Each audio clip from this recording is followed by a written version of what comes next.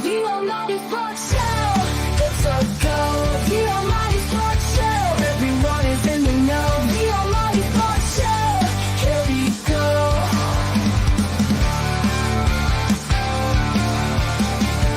The Almighty Sports Show. It's a go.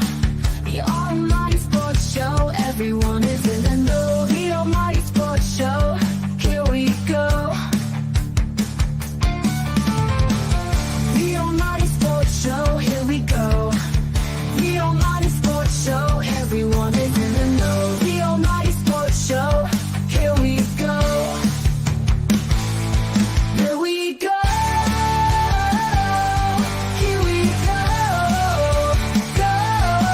We go. Here we go.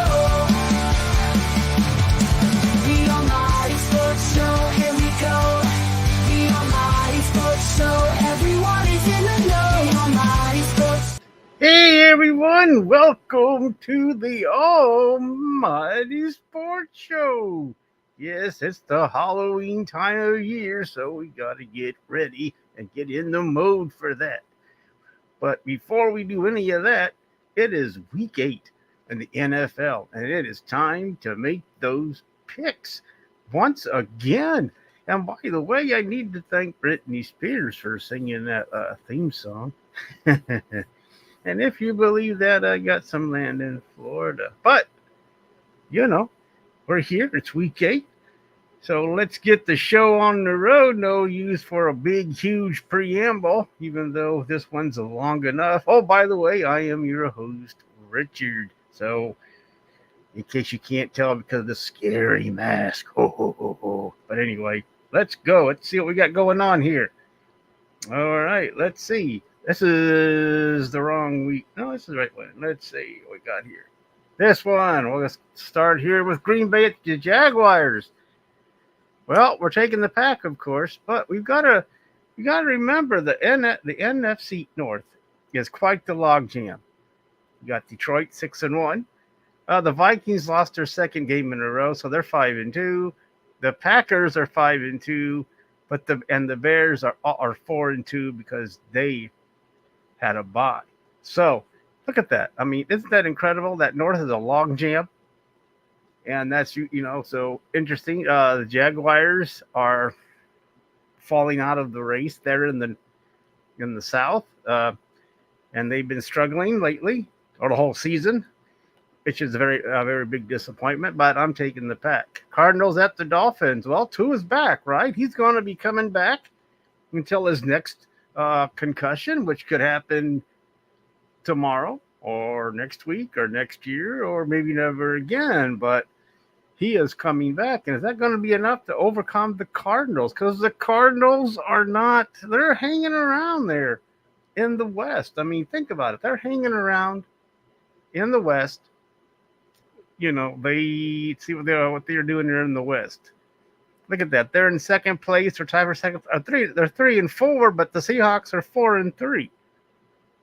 And they're, tied up with the Rams and the 49ers that are also 3-4. You can say that's a log jam, but it's not very good records there. So anybody could overtake that Western division. The 49ers, are really struggling also this year. So, and the Dolphins, of course, they have slipped without Tua, and they are 2-4, tied with, and the Jets are 2-5, and the Patriots are 1-6. But you got to understand the Bills have a 3-game lead because they are 5-2. So the Bills look to be stampeding away with the East at this moment. So, but what should I do? Is Tua going to be enough to overcome the Cardinals? I do. It's a close one. I mean, there's no guarantee what's going to happen in that game. But I am going to take the Cardinals. I'm going to say that Tua comes back, but the Cardinals somehow find a way to win. The next game up is the Jets and the Patriots. A very important game. They're playing for the basement. Because if the Patriots could come away with this victory, the Jets and the Patriots would be tied for, although the Jets would own the basement because they have the same record, but head-to-head, the Patriots would have it. Aaron Rodgers has been struggling all year long. He is not leading the Jets to the promised land that everybody thought they would. And we've been watching him struggle on national TV for a whole season because it seems like they have a national game every week. I don't, and I think this is going to be the first game they play actually at 1 o'clock in a while. But I'm taking the Jets. I'm going to say Aaron Rodgers overcomes his interceptions and everything else and can beat the Patriots. Ravens, Browns. Watson got hurt, and now we got Jameson Winston as the quarterback. And Chubb is back. He played a little bit last week. He had a touchdown against the Bengals in that loss. And the Ravens are here. And 2 years ago, this would have been great watching Chubb versus Henry, right? That would have been the running battle of the century. Them two going at it. But I still could be, but because we don't know how Chubb is really. I mean, you saw that he ran great last week. I mean, he ran so really well. So I don't know. Maybe we'll see a good running game. But if we see a good running game, but we'll see. I mean, I don't think it's going to be enough. I'm going to pick the Ravens here to continue putting the pressure on the rest of the division, the Bengals and the Steelers, to keep up. Maybe the Browns don't get blown out. And maybe can keep it close for a while, but I just don't know if they have the weapons. And that defense for the Browns is not as strong as it was last year. So we'll see. It's a home game. It's a division game, which means anything can happen because it's a division game. And, it's Browns 1.0 versus Browns 2.0. But I'm going to go with the Ravens here, even though I feel like taking the Clowns, but I don't know. And to be honest, Watson got hurt in a way I didn't think he would. He's been getting sacked numerous times. I thought he would get hurt being sacked so many times, but he got sacked with no one around him. That Achilles heel injury he got, he's done for the year. He was very upset about that. And, another season, they're sitting around collecting paychecks because of an injury. And, it's sad that, I don't know. But Jameson has a quicker release. So we'll see what happens. It should be an interesting game here in Cleveland. The next game, the Eagles, Bengals. The Bengals are on the comeback trail. The Eagles are on the struggling trail. They have been, it's just like last year. After they were undefeated, they just they weren't fine. It just seemed like they weren't that strong of a team. So I'm taking the Bengals because the Bengals are on the comeback trail. It might be too late because, depends. Because you got the Ravens and the Steelers fighting. No, it might not be too late because they're both 5-2, the Steelers and the Ravens. The Bengals are 3-4.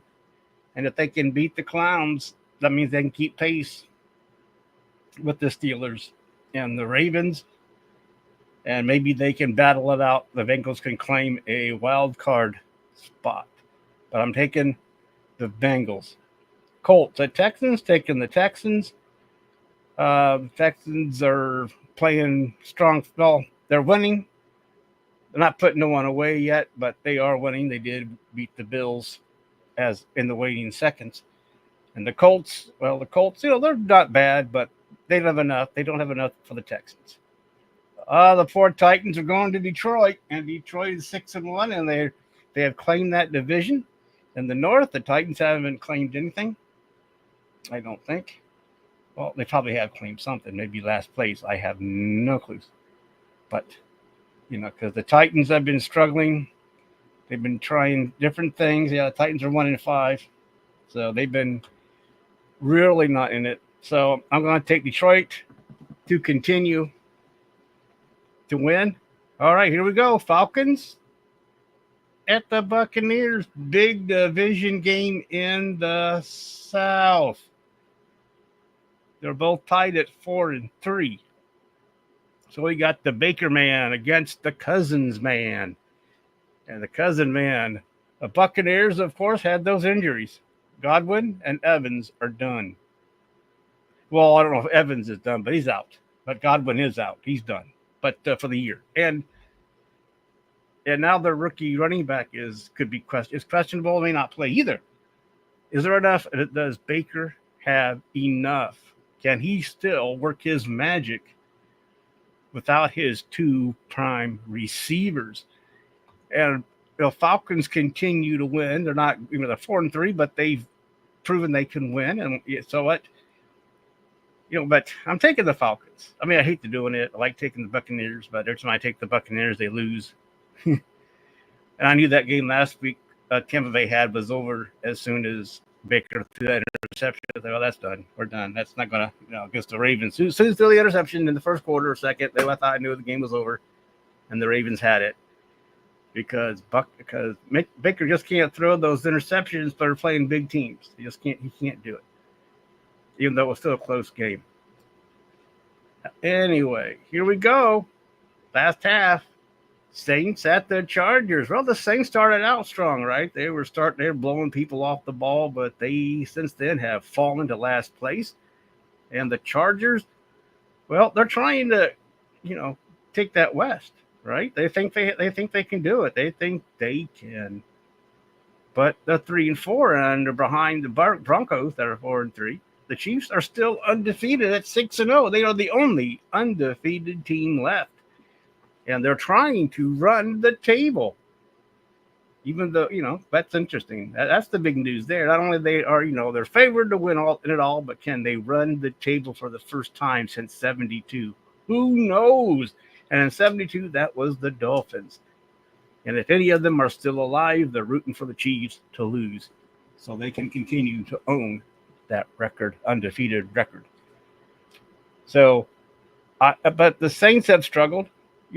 After that big run, they were done. They're 2-5 now. They won 2, and they've lost 5 now in a row because, it's still a strange game. But I'm going to give it to Harbaugh and the Chargers on this one.